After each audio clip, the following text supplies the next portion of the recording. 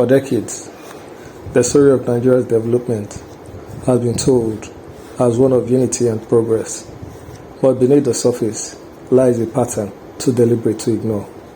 A region rich in talent, resources, and industry, quietly strangled by policy, neglect, and political design. From abandoned seaports to rerouted gas lines, from sabotaged power projects to federal silence, the evidence speaks louder than words. This is not coincidence. This is a plan. Welcome to Built to Fail, a federal plan against the Southeast. A journey into the systematic sabotage of Nigeria's Southeast and the resilience of a people who refuse to break.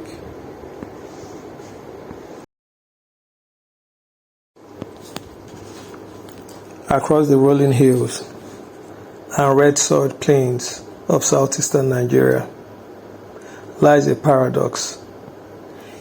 A region rich in human capital, creativity, and enterprise, yet trapped in a circle of neglect. The Southeast, home to some of the most industrious people in Africa, remains scarred by crumbling highways, abandoned industries, and projects that never seem to reach completion. The question echoes through generations.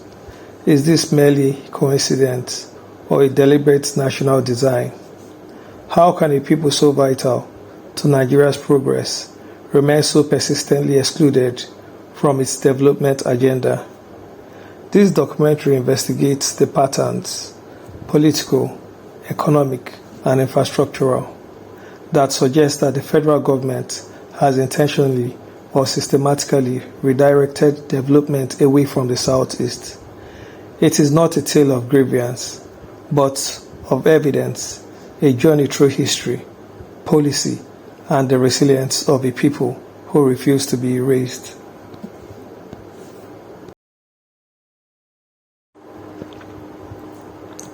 In 1970, the Nigerian Civil War ended with three famous words: no victor, no vanquished. But in the Southeast, the reality was far from reconciliation. When the guns fell silent, a new battle began, an economic one. Every Biafran bank account, regardless of its balance before the war, was reduced to just £20. An entire people stripped of their life savings, forced to rebuild from the ashes. The promise of reconstruction never arrived. Roads destroyed during the war remained abandoned. Factories once humming with life in Enugu, Aba, and Nnewi were left to rust. Federal institutions, from research centers to broadcasting facilities, were quietly relocated away from the East. The policy of exclusion was subtle but effective. While other regions received post-war investments and industrialization programs, the East was told to recover by itself. That recovery, built by the sheer will of ordinary citizens, became both its strength and its punishment. The seed of economic marginalization were sown, and it grew deep.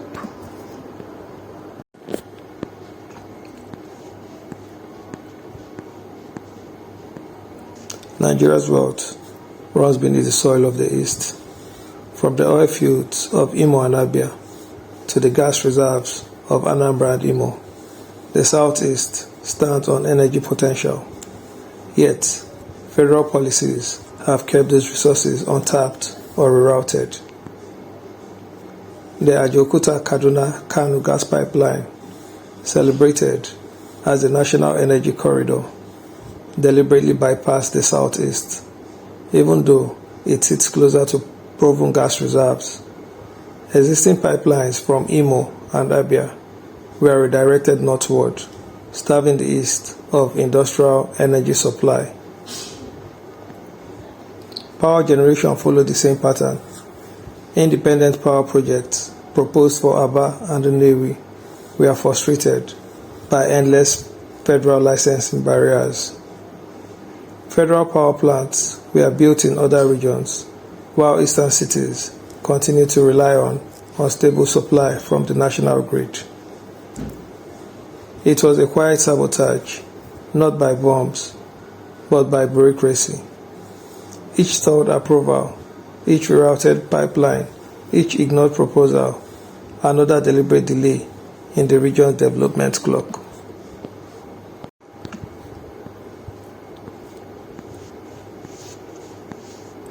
Before independence, the East was a thriving commercial hub, from Onitsha's river port to Oguta's inland waterways.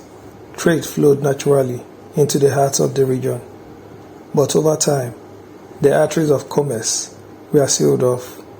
The Onitsha River Port, completed decades ago, remains underutilized. Federal dredging projects have been announced, funded, and quietly abandoned. The Oguta Lake Port, which would connect the southeast directly to global shipping routes through the Niger, was ignored, despite feasibility studies confirming its potentials.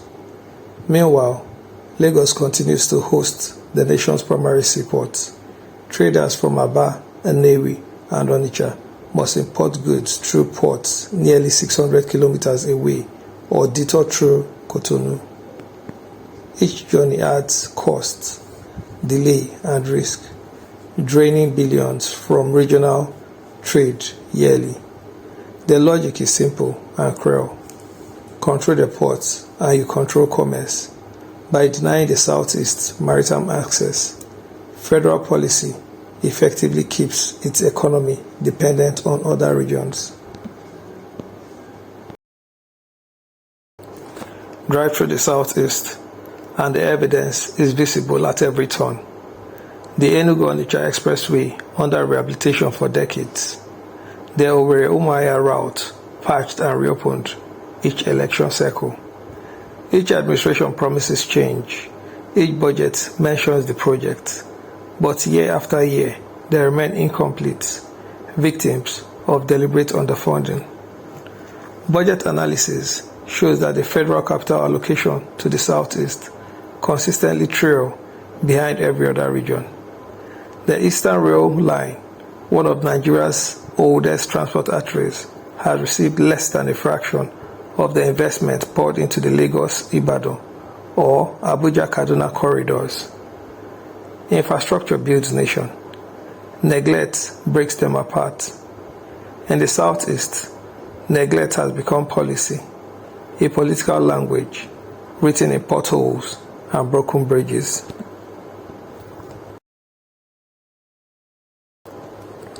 Insecurity in Nigeria wears different faces and receives different responses.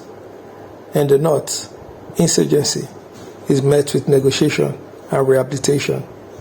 In the Southeast, dissent is met with occupation. Military checkpoints choke highways. Markets are raided in the name of security operations.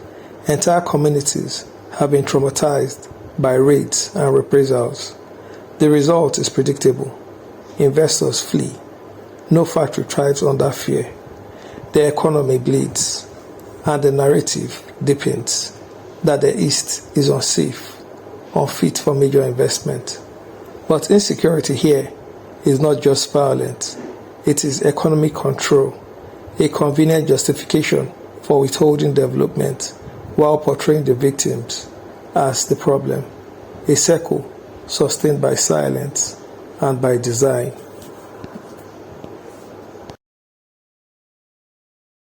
In every democracy, development follows representation, but for decades, the Southeast has been denied both, from defense to petroleum, from finance to infrastructure. Key ministries that determine national direction have largely been occupied by other regions. When decisions about new projects, roads, ports, or industries are made, few Eastern voices sit at the table. Even in the armed forces, the security agencies' representation is token. Policy follows power, and power follows numbers, not merit. This imbalance is not an accident. It is the machinery that maintains inequality. When you control who decides, you control what gets built and where. The underdevelopment of the Southeast is the shadow of its political exclusion. To understand the deliberate redirection, one only needs to follow the projects. Industrial parks, refineries, and new universities, systematically clustered in other regions, favored by political influence. When eastern refineries were proposed, they were shelved. When western and northern ones were proposed, they were approved. The pattern repeats. In ports, power stations, and rail lines. The Southeast, despite its contribution to national economy, has become the least industrialized geopolitical zone under federal initiative. Development, once envisioned as a national project, has become a regional privilege. And yet, amid deprivation, the East remains Nigeria's most entrepreneurial region, a testament to the spirit that refuses to surrender to policy.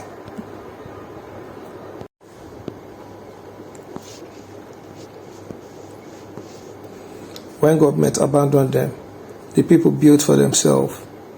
From the red soil of Nnewi rose the factories that manufacture Nigerian spare parts. In Aba, tailors and shoemakers built a fashion industry from nothing.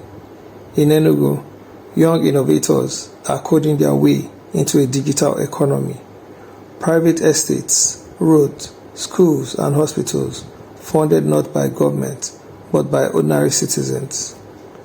Where there was no light, they bought generators. Where there was no roads, they pooled resources and paved them. The Igbo self-help culture turned neglect into defiance. It is this resilience that keeps the Southeast alive, a region sabotaged by policy, yet thriving by will.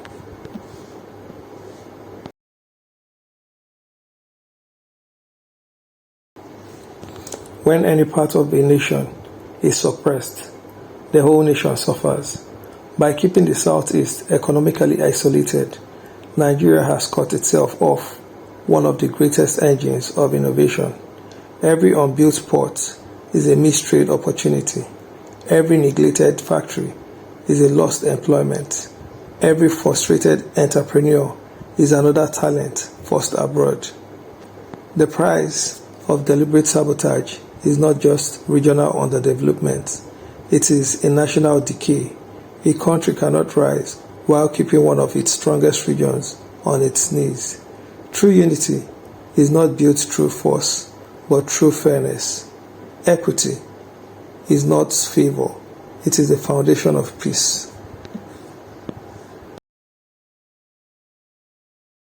For years, the Lagos-Benin Expressway has stood as one of Nigeria's most vital economic lifelines. It is the single artery that connects the nation's commercial capital, Lagos, to the southeast and south-south regions. Regions that power Nigeria's market, industries, and population movement. Yet, despite its importance, the highway has remained in ruins, an endless stretch of craters, traffic, and despair. Every day, thousands of traders, transporters, and travelers spend hours, sometimes days, trapped on the road that should take only a few hours to cross. Goods perish in transit. Vehicles break down in pools of mud and dust.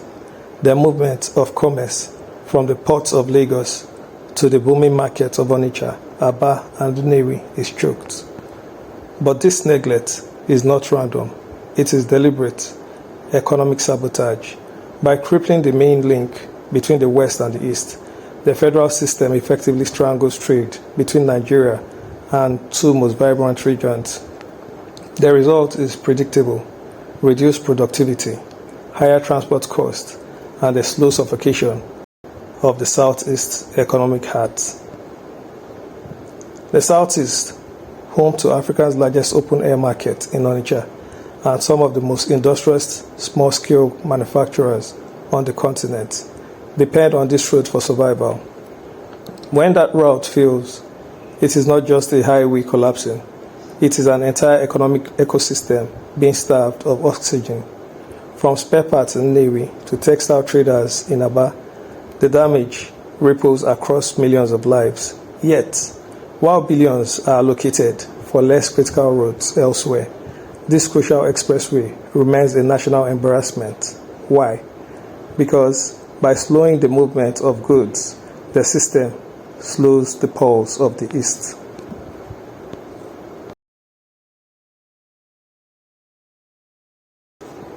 But beyond commerce, this neglect carries a deeper, more emotional consequence, one that strikes at the heart of Igbo culture itself. Every December, the Southeast comes alive with the sound of drums, laughter, and homecoming. It is the culture, the Igbo yearly migration, a time when millions travel back from Lagos, Abuja, Port Harcourt, and across the world to reunite with family, rebuild ancestral homes, and invest in their communities. This tradition is more than a celebration. It is the very heartbeat of Eastern identity. It fuels local economies, sustains artisans and transporters, and restores cultural ties across generations. Yet, in recent years, the state of the Lagos-Benin road has turned this joyous journey into a nightmare. What should be a 6-hour journey often becomes a 24-hour ordeal, with travelers stranded overnight, cars damaged, and families discouraged from making the trip at all. To many observers, this pattern is not mere coincidence. It feels like a systematic strategy to discourage return. If the road is impassable, fewer people will go home. If fewer people return, the local market shrinks. If local economies shrink, the region weakens. Each pothole, each abandoned construction site, each delay becomes part of a quiet war against connection. By cutting the road home, the system hopes to cut the people off their roots. And with each lost Christmas, the cultural rhythm of the East slowly fades. This is not just the failure of infrastructure. It is a deliberate attack on identity, economy, and unity. But the story of neglect does not end with roads and commerce. It extends to justice and the rule of law. While terrorists in the north are negotiated with, pardoned, and reintegrated, voices of dissent from the southeast are silenced, haunted, or imprisoned. The case of Mazi Nnamdi Kanu, leader of the indigenous people of Biafra, IPOB, remains one of the clearest examples of this imbalance. Despite multiple court rulings ordering his release, the federal government continues to detain him illegally, defying both local and international legal standards. Meanwhile, violent groups in the north responsible for mass killings, kidnappings, and destructions are met with dialogue and amnesty. This double standard reveals a dangerous truth about Nigeria's justice system. Justice is not blind. It sees region, it sees ethnicity, and it acts accordingly. When peaceful protesters in the southeast demand equity, they are branded as threats. When youths cry for freedom, they are met with bullets. But those who terrorize entire communities in the north are handled with care, negotiation, and often financial compensation. Such imbalance does not do more than undermine confidence in government. It feeds anger, alienation, and hopelessness among millions who still believe in fairness and unity. A nation that negotiates with killers but jails activists cannot claim justice. A country that silences truth but rewards violence cannot claim peace. The continued detention of Mazi Nnamdi Kanu, despite lawful orders for his release, stands as a symbol of federal defiance against equality. It sends a message, not just to him, but to an entire region, that their voices their pain, and their demand for justice will not be heard. The Southeast does not ask for pity. It asks for partnership. It asks for justice. It asks for the right to contribute fully to the dream of a prosperous Nigeria. For more than 50 years, the region has been rebuilding itself against the current policy and politics. Yet, the will of the people remains unbroken.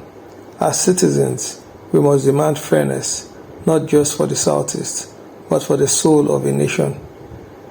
Because a nation that sabotages its own builders sabotages its own future.